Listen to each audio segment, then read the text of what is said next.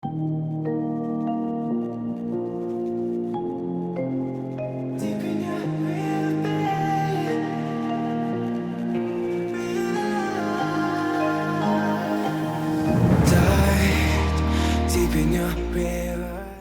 ma team 2 d'aujourd'hui, je vous retrouve avec une nouvelle vidéo. Donc il s'agit d'une FAQ. Je suis un petit peu saoulée parce que j'avais déjà filmé la vidéo et que je me suis rendu compte que le focus ne s'était pas fait. Du coup toute la vidéo je suis floue, donc je suis absolument ravie.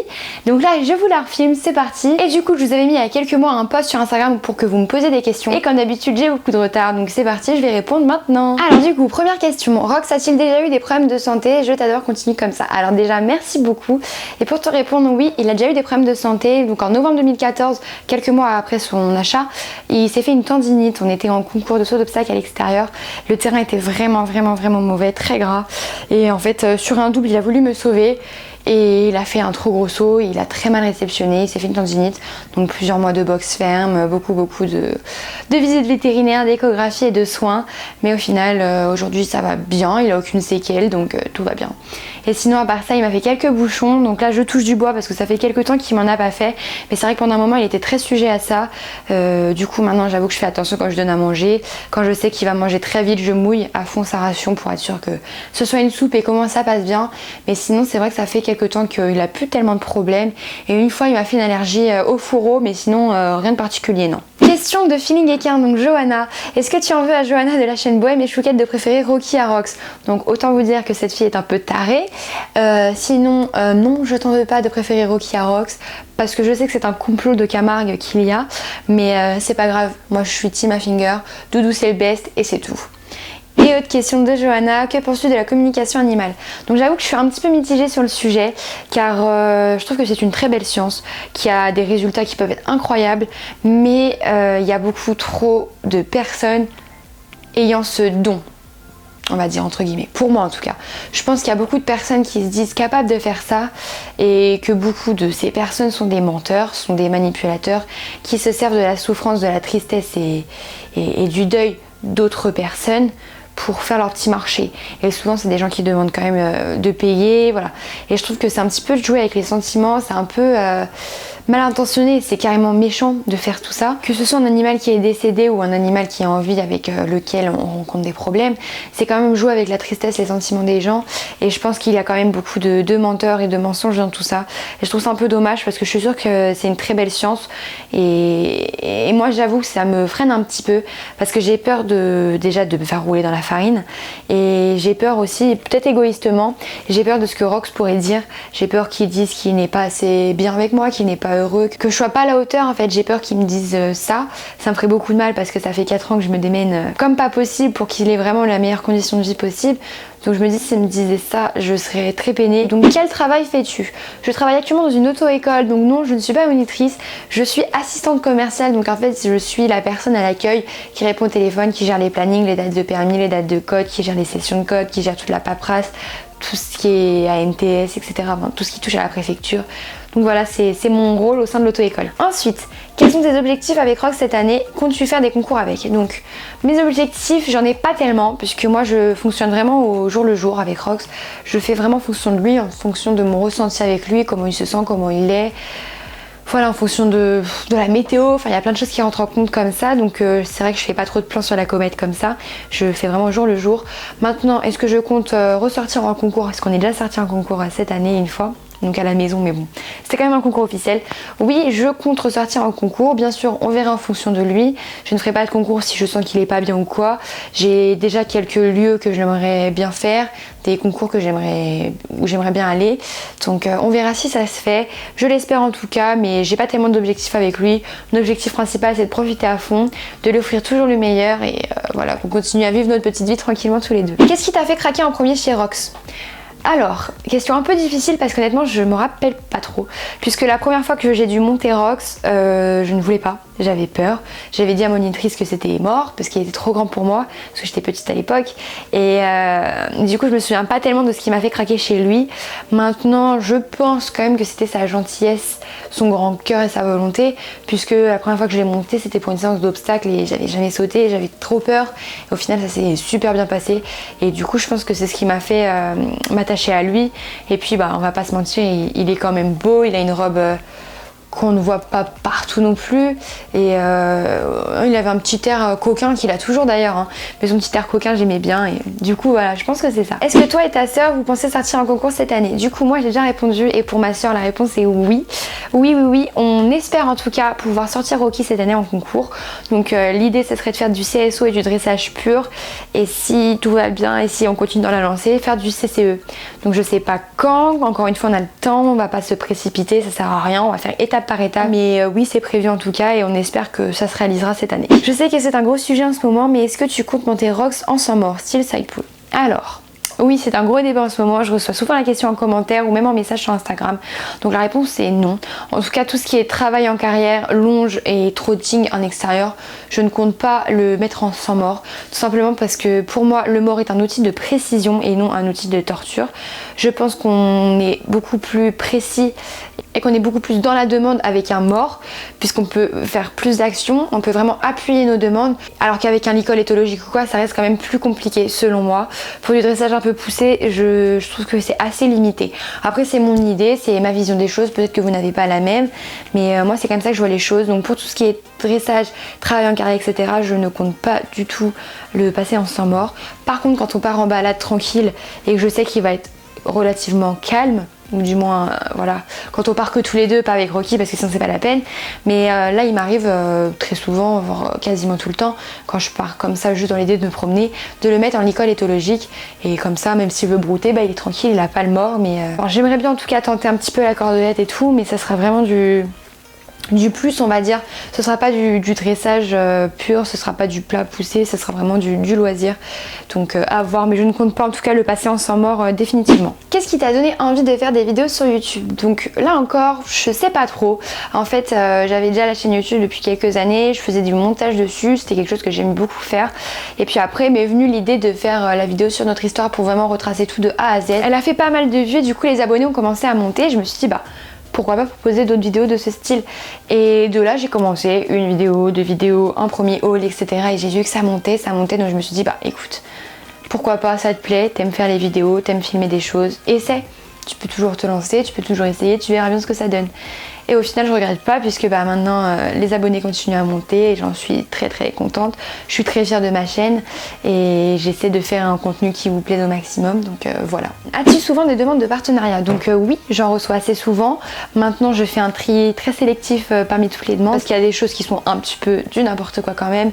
Quand il y a des sites d'habits, des vêtements pour la vie de tous les jours qui t'envoient des demandes de partenariat, alors que t'as une chaîne poney, bon faut quand même être un peu lucide, je peux pas accepter tout. Là par exemple récemment j'ai Daniel Wellington qui m'avait proposé un partenariat, j'ai refusé parce que j'ai déjà un partenariat avec Laoma. Je vais pas vous présenter deux mondes, ça sert à rien, surtout que je préfère quand même présenter le produit qui vise les cavaliers, les cavalières, plutôt qu'un produit lambda que tout le monde a, et voilà. Que penses-tu de l'ambiance générale entre youtubeuses équestres, toi qui es si discrète? Alors, grosse question, gros débat, puisque beaucoup en parlent en ce moment. Personnellement, je suis pas fan du tout du monde YouTube poney. Quand j'ai commencé YouTube, je m'attendais clairement pas à ça, mais c'est un peu du n'importe quoi quand même. Il y a beaucoup de méchanceté gratuite. Il y a beaucoup d'hypocrisie et je trouve ça un petit peu ahurissant. Maintenant, je fais ma petite vie. Je fais ma petite vie loin de tout ça. Vous avez dû le remarquer, mais je me mélange pas trop aux autres. Je fais pas les meet-up, etc. parce que je vois pas trop l'intérêt de créer un événement autour de moi, parce que je suis personne. Je suis juste une personne qui se filme dans sa chambre actuellement en train de vous parler, mais au final je suis personne, donc je me vois pas, je trouve pas ça légitime de faire un événement pareil. Maintenant c'est ma vision des choses, propre à chacun. Mais non, c'est vrai que j'ai du mal avec les autres youtubeuses. Alors il y en a que j'apprécie beaucoup, par exemple Julie de la chaîne Carnet d'une cavalière, par exemple Johanna bien sûr, Feeling Équin, ça vous le savez, c'est ma copine. Après j'aime beaucoup Margot et Lou par exemple, j'aime beaucoup Cassandre aussi, est très gentille. Voilà, il y a quand même des personnes gentilles et bienveillantes je pense, mais dans le lot il y a quand même des personnes qui sont malhonnêtes, mal intentionnées et très hypocrites. Donc ouais, c'est un monde assez spécial. Maintenant c'est pas parce que je fais des vidéos d'équitation sur YouTube que je dois me mêler à tout ça. Donc voilà, chacun fait sa vie, il n'y a pas de souci et c'est comme ça. Mais c'est vrai que je trouve ça un peu dommage parce que ça pourrait être une super communauté de youtubeuses Et au final c'est pas ça du tout quoi. Mais bon, c'est comme ça. Est-ce que tu penses que ta relation avec Rox continue d'évoluer après tout le temps que tu as passé avec lui? Alors oui, évidemment elle continue d'évoluer de jour en jour, d'heure en heure. Chaque moment passé avec lui nous permet de d'améliorer notre relation, parce que même si on se voit tous les jours, c'est quand même une relation différente. Je vois qu'il est pas du tout pareil avec moi qu'avec ma soeur.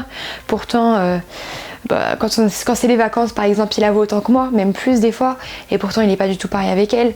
Il est pas du tout c'est pas du tout le même cheval qu'il ne l'était. Il se monte complètement sous un nouveau jour depuis que je l'ai. Et de jour en jour j'apprends à découvrir un nouveau cheval. Il montre des facettes de lui qu'il m'avait jamais montré auparavant, et c'est vrai que c'est un peu comme si j'étais devenue son pilier depuis que je l'ai racheté, puisqu'il quittait le club qu'il avait toujours connu, des chevaux qu'il avait toujours connus, et une vie qui n'est pas du tout la même que celle qu'il a aujourd'hui.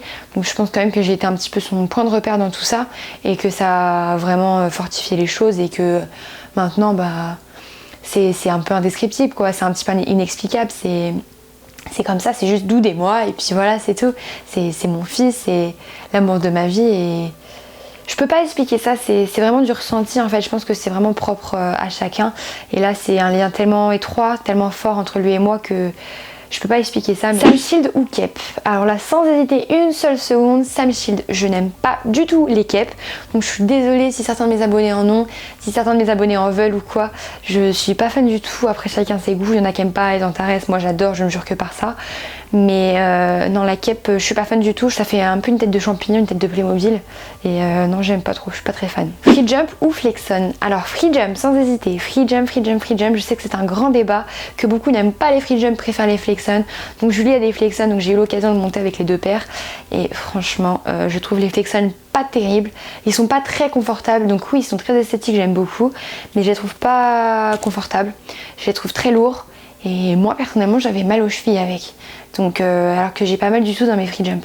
Donc je sais pas, c'est peut-être une question d'habitude ou quoi, mais malgré qu'on entende beaucoup en ce moment que les free jump ne sont pas top niveau sécurité, etc., je préfère les free jump. Même si des fois ça met un peu les pieds en canard, je préfère quand même les free jump, je suis vraiment bien dedans, et si je devais en racheter, ça serait des free jump je pense. Pour toi, quel est ton point de vue sur le monde équestre de nos jours? Alors, je pense qu'il y a pas mal de choses à en dire. Je pense qu'il y a des avancées plutôt pas mal, plutôt positives. On voit qu'il y a beaucoup de choses qui se mettent en place pour le bien-être du cheval, pour sa santé, pour qu'il soit vraiment le mieux possible, pour son confort, etc. Donc on voit par exemple des applications qui voient le jour, on voit de plus en plus de masseurs, ostéo, kiné pour les chevaux. Donc là c'est vraiment la partie soins qui rentre en compte et qui est plus présente qu'avant, du moins on entend plus parler, c'est moins tabou, et voilà, c'est de plus en plus récurrent que les chevaux soient souvent vus par les ostéos, etc. Donc ça je trouve que c'est bien que ça se développe.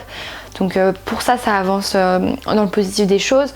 On fait quand même plus attention au cheval, on sait que c'est un être sensible. Voilà, il y a quand même plein d'actions qui sont faites pour lui et pour qu'il soit bien. Mais malgré ça, il y a quand même des choses qui sont très néfastes et qui sont très négatives aujourd'hui encore. Par exemple, les cavaliers concours, je sais qu'il y en a pas mal avec qui j'ai du mal, car il y en a qui sont beaucoup dans l'optique de gagner, gagner, gagner, faire des résultats.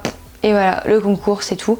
Le cheval on s'en fiche. Le cheval devient l'outil pour le sport, et on oublie qu'en fait si ce sport existe c'est grâce au cheval et non grâce au cavalier. Et ça je trouve que c'est quelque chose que beaucoup de cavaliers ont tendance à oublier.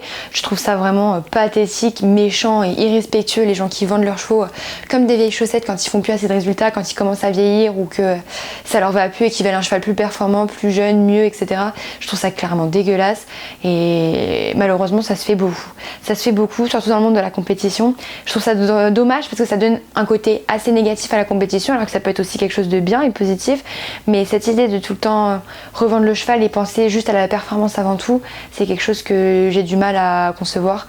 Je trouve le concept vraiment horrible et dégueulasse, et donc ouais, je suis assez mitigée sur la question.